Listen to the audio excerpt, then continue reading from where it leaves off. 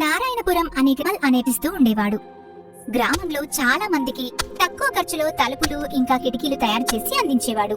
అందువల్ల గ్రామంలో ఉండే మిగతా వడ్రంగుల కంటే అమల్కి ఎక్కువ పని వచ్చేది. తక్కువ ఖర్చు తీసుకోవడంతో అమల్కి గ్రామంలో మంచి పేరు ఏర్పడింది. ఒకరోజు ఇలా జరిగింది. రే లలిత్, చాలా రోజుల నుండి అనుకుంటున్నాను నా ఇంటి కిటికీల తలుపులు బాగా చేయించాలని. నీకు తెలిసిన మంచి వడ్రంగి ఉంటే నాతో చెప్పు. ఇందులో అనుకోవడానికి ఏముంది? మన ఊరిలోనే అమల్ అని ఒక మంచి వడ్రంగి ఉన్నాడు కదా. తను తక్కువ ఖర్చులో ఎక్కువ పని చేస్తాడు. తక్కువ ఖర్చులో ఎక్కువ పని అంటే ఏంటి? నేను అమలు పని గురించి చెప్తున్నాను. కొద్ది రోజుల ముందు నేను అతని దగ్గర నా ఇంటి కిటికీలు తలుపులు చేయించుకున్నాను. తక్కువ ఖర్చులో ఎక్కువ పని చేస్తాడు. పని కూడా బాగుంటుంది. అవునా? అయితే నాకు కూడా అలాంటి వడ్రంగి కావాలి. నేను వెంటనే అతన్ని వెళ్ళి కలుస్తాను. సరే, మరి వెళ్ళొస్తాను.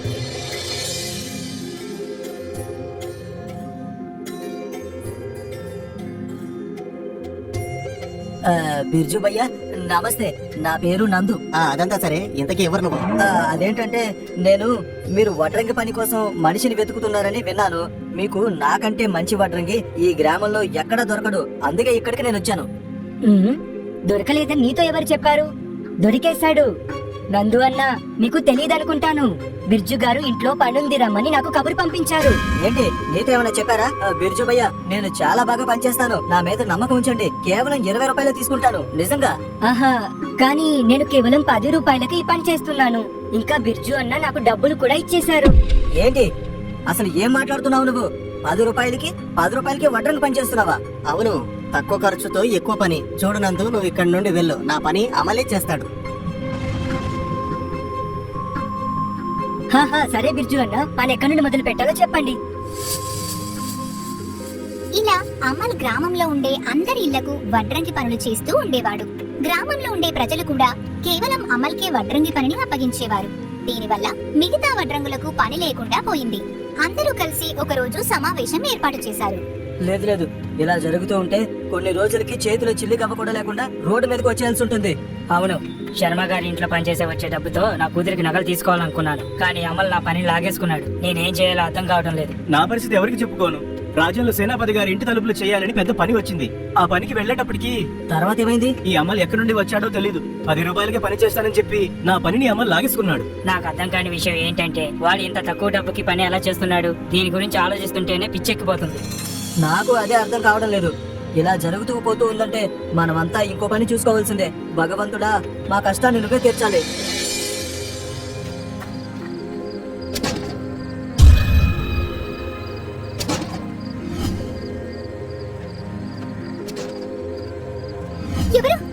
ఎవరది? ఏమండి, బయట నుండి ఏవో చప్పుళ్ళు వినిపిస్తున్నాయి. ఏం అయి ఉండదు. నువ్వేమి కంగారు పడుకో, గమన పడుకో. లేదండి, నిజంగానే వచ్చింది. ఇంట్లో ఎవరు ఉన్నట్టున్నారు. ఎవరది? చూస్తుంటే మన ఇంట్లో దొంగలు పడ్డట్టున్నారండి. ఏం మాట్లాడుతున్నావు నువ్వు? ఎవరు అక్కడ ఉన్నారు? ఎలా వచ్చారు? అక్కడ ఎవరున్నారు?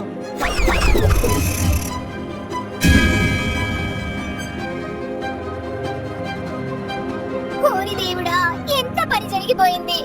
మొత్తం నగలన్నీ దోచుకొని పోయారు దొంగలు. అయ్యో, అల్మారాలో ఉన్న డబ్బు, నీ నగలు అన్ని దోచుకుపోయారు. అరే భగవంతుడా, మాకే ఎందుకు ఇలా జరిగింది? కొద్ది రోజుల ముందే కదా మనం కొత్త తలుపులు చేయించాము. ఆ తలుపుల్ని పగలగొట్టి మొత్తం దోచుకొని పోయారండి. అవును, నిజమే. కొద్ది రోజుల ముందే కొత్త తలుపులు మార్చాము. ఆ అమలు ఇది చాలా బలంగా ఉంటుందని అన్నాడు. ఇంతలోనే ఇలా జరిగిందేంటి? నాకేమీ అర్థం కావడం లేదే. దురదృష్టం, ఇదంతా మన దురదృష్టం అండి. లేకపోతే ఇంత పని జరగడం ఏంటండి? ఇదంతా మన దురదృష్టమే కదా. రేఖ ఇంకా బిర్జు తల మీద చేతులు పెట్టుకుని కూర్చున్నారు. తరువాత ఇలాంటి సంఘటనలు గ్రామంలో మళ్ళీ జరగడం మొదలయ్యాయి. ముందు శర్మ గారి ఇంట్లో, తర్వాత రోజు డ్యూక్ గారి ఇంట్లో, చివరికి సర్పంచ్ గారి ఇంట్లో కూడా దొంగతనం జరిగింది. ఊరిలో అందరికీ భయం మొదలైంది. ఊరిలో అందరితో కలిసి సర్పంచ్ ఒక రోజు పంచాయతీని ఏర్పాటు చేశారు.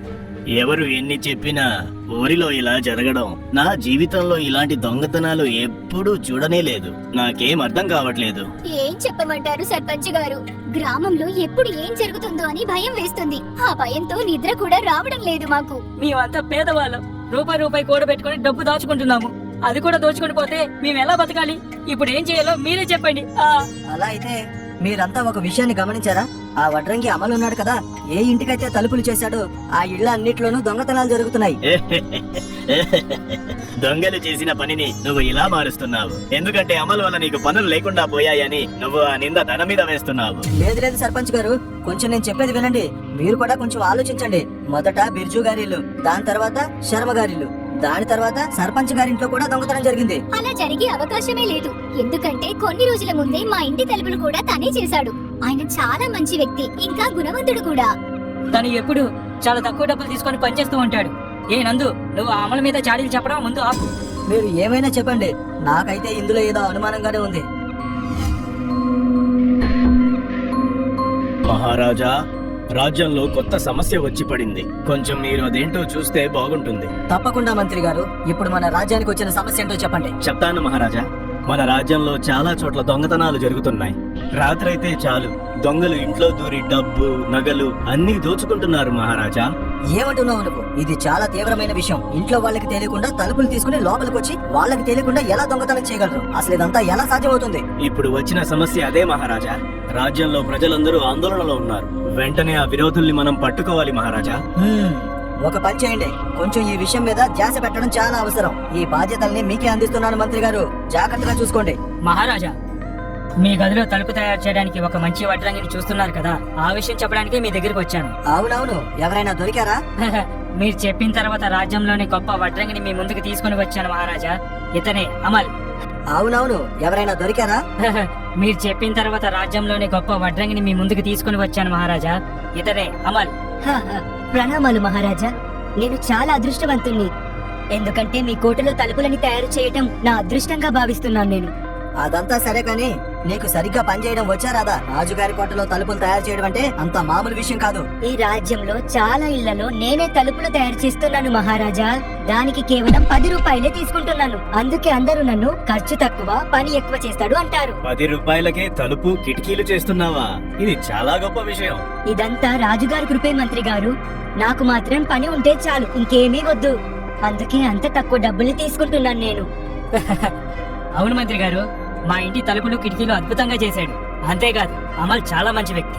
సరే సరే, అమల్ రేపటి నుండి నీ పని మొదలు పెట్టు. తలుపులు చాలా అందంగా తయారు చేయాలి, లేదంటే నీకు డబ్బులు ఇవ్వను. ఆలోచించుకో, నేను చెప్పేది నీకు అర్థమవుతుంది కదా?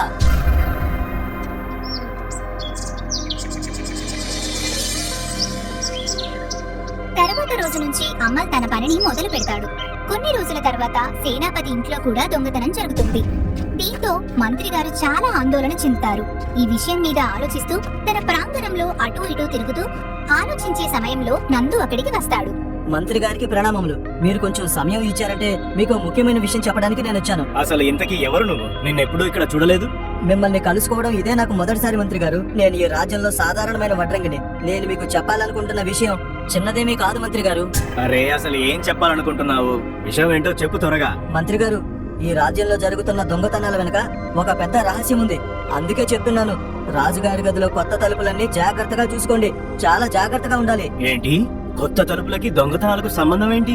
అసలు నువ్వేం చెప్పాలనుకుంటున్నావు? చెప్పేదేంటో సరిగ్గా చెప్పు. అరే మంత్రి గారు, ఆ తలుపుల నుండే దొంగతనాలు జరుగుతున్నాయి. దానికి కారణం రాజ్యంలో ఇప్పటి వరకు దొంగతనాలు జరిగిన ఇళ్లన్నీ కూడా కొన్ని రోజుల ముందు అమలు చేసిన తలుపులు మార్చబడ్డాయి. నువ్వేం మాట్లాడుతున్నావో నీకు అర్థం అవుతుందా? నువ్వు చెప్పేది అబద్ధం అయితే చాలా పెద్ద శిక్ష పడుతుంది. నేను మీతో నిజమే చెప్తున్నాను మంత్రి గారు. ఆ అమల్ తక్కువ డబ్బులు తీసుకుని పని చేస్తున్నానని నమ్మిస్తూ అందరినీ మోసం చేస్తున్నాడు. నన్ను నమ్మండి మంత్రి గారు, అమల్ మంచి వ్యక్తి కాదు.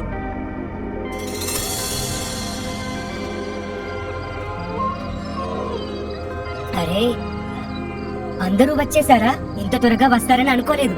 మేమందరం ముందే వచ్చేసాము. త్వరగా విషయం ఏంటో చెప్పు. ఆగండి, ఇది చాలా పెద్ద విషయం. అదేంటంటే మహారాజు గారి కుడి పక్కన ఉన్న గదికి కొత్త తలుపులు చేశాను. మధ్యలో కత్తి పెట్టి గట్టిగా లాగారంటే వచ్చేస్తుంది. ఆహా, రాజుగారి కోటలో దొంగతనమా? వింటుంటేనే చాలా అద్భుతంగా ఉంది. అక్కడ దొంగతనం చేసిన సామాన్లన్నీ మనం సగం సగం పంచుకుందాం. ఏమంటావు నువ్వు మరి? అవును, లోపలికి వెళ్లి మొత్తం సామాన్లన్నీ తీసుకుని రండి. కానీ ఈసారి నాకు 40% కాదు, ఇప్పుడు నాకు 60% వాటా కావాలి. ఏంటి 60%? ఎందుకు? దొంగతనం చేసేది మేము, దొరికితే శిక్ష అనుభవించేది కూడా మేమే. మరి నీకెందుకు అంత శాతం ఇవ్వాలి? అరే బాబా, రాజ్యంలో మంచివాడిగా నటిస్తుంది నేను. గాడిదలా కష్టపడి ఆ ఇంటి గుట్టు చెప్పేది నేను. నేను చెప్తే కానీ మీకు ఆ పని రాదు కదా. అందుకే నేను అడిగినంత డబ్బు నాకు కావాలి. నువ్వేమన్నా తక్కువ అడుగుతున్నావా? అస్సలు కుదరదు. సరే, మిగతా ఇంటి విషయాల గురించి కూడా నేను మీకు అస్సలు చెప్పను.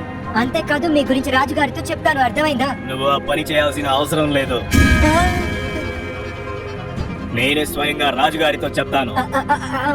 మంత్రి గారు మీరు ఇక్కడేం చేస్తున్నారు? అంటే నేను ఇక్కడ అది మంత్రి గారు మీరు సరైన సమయానికి వచ్చారు. ఇలా చూడండి, ఇది చూడండి, ఈ దొంగతనాలు చేసేది వీళ్ళేనా దొంగలు? నిజంగానా? అవును మంత్రి గారు, నేను కర్రల కోసమని అడవిలోకి వచ్చాను, కానీ ఈ దొంగలు నన్ను పట్టుకొని బంధించారు. వీళ్ళని వెంటనే బంధించండి మంత్రి గారు, బంధించండి. మాకే ద్రోహం చేయాలని చూస్తావా? మంత్రి గారు, మీరు వాడి మాటలు అస్సలు నమ్మకండి. లేదు, నాలాంటి మంచివాడు చెప్పిన మాటలు వినకుండా ఆ దొంగల మాట వింటారా మంత్రి గారు, చెప్పండి. మంత్రి గారు, తన కోటు జేబులో ఉన్న కాగితం చూడండి, అందులో ఇంటి గురించి సమాచారం ఉంటుంది. తను ఇచ్చిన సమాచారంతోనే మేము దొంగతనాలు చేస్తున్నాము. అబద్ధం అబద్ధం అంతా అబద్ధం. వీళ్ళు అబద్ధం చెప్తున్నారు మంత్రి గారు. నాకు దీని గురించి ఎలాంటి విషయమూ తెలియదు. ఇంకా ఆపు అమల్, నాకు అన్ని విషయాలు తెలుసు. నేను ఇంతకు ముందు అన్ని విన్నాను. నిన్ను కొన్ని రోజులుగా గమనిస్తూనే ఉన్నాను. ఇప్పుడు అబద్ధం చెప్పడంలో ఎలాంటి ఉపయోగం లేదు. మంత్రి గారు, అది మంత్రి గారు నన్ను ఈ ఒక్కసారికి క్షమించండి. ఇంకోసారి ఇలాంటి పని నేను ఎప్పుడూ చెయ్యను. ఆ నిర్ణయం రాజుగారు తీసుకుంటారు. అప్పుడు నీ పాపం పండుతుంది. సైనికులారా, వీళ్ళని రాజుగారి దగ్గరికి తీసుకుని రండి.